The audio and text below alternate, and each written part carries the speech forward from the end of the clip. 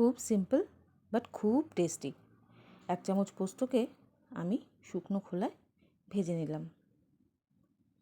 1 minute ভেজে নেওয়ার পরে কড়াতে সর্ষের তেল গরম করে 2টো শুকনো লঙ্কা আর কালো জিরে ফোড়নে দিলাম। তারপরে দিয়ে দেব একটুখানি নারকেল কোড়া।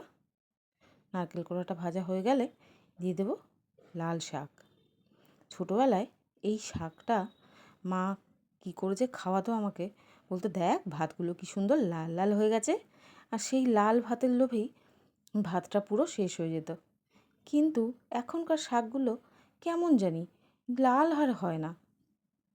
লাল শাক নাম ঠিকই, কিন্তু লাল এখনকার শাকগুলোতে একটুকু হয় না।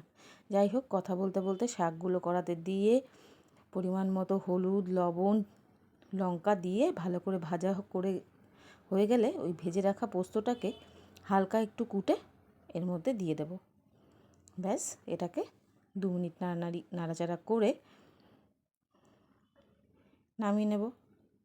তারপরেই গরম ভাতে সার্ভ হয়ে যাবে এই লাল শাক। এখনও ভীষণ ভালোবাসি খেতে এই লাল শাক, আর হয়েও ছিল দারুণ।